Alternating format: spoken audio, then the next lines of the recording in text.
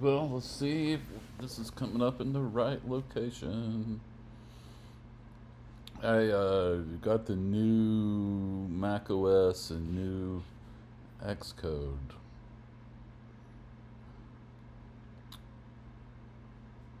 Loading. It's building. Let's see if it's going to pop up. There we go. There's the splash screen. All right. This thing had Apple Intelligence. I disabled that. It was kind of weird. Oh, yeah. So now it's even popping up stuff there.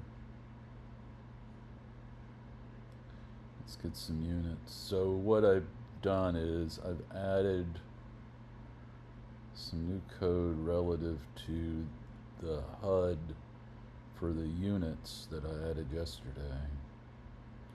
And this is pretty trivial. It's just looking at the user data that I use for doing combat, and it's showing there's a attack factor and a defense factor. There's a range min and a range max. And so that's a heavy armor unit, has high offense, high defense. You can also kind of see that here.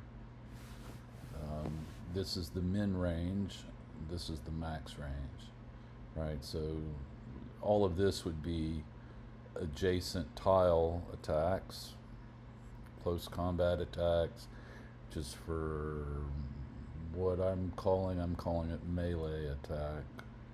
Adjacent tile is just too much. And this is the first of the range attacks. On the range, like I said, when you do that, it's your turn to do an attack on range. There's no way to get damage from the defender. When the defender has his turn, he can choose to attack you back, or he can choose to move or do something else, right? So, I just got that ring on double tap. Well, it's not worth double tapping all the time when you could just do like so, and you may not need to see this all the time, so you might just be interested in what is it. It's a heavy armor unit. Mobile artillery has a much higher offense, lower defense. He goes out to 8, so my artillery units can fire further, even with direct fire. That may be something I need to adjust. Things like this, infantry, they have very low offense, a high defense. They have no ranged attack, right? 0-0, and you can see that when you double click it. There's just nothing there. Anti-tank guns and infantry guns, I don't see one.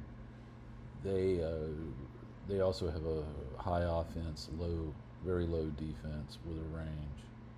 So that's that.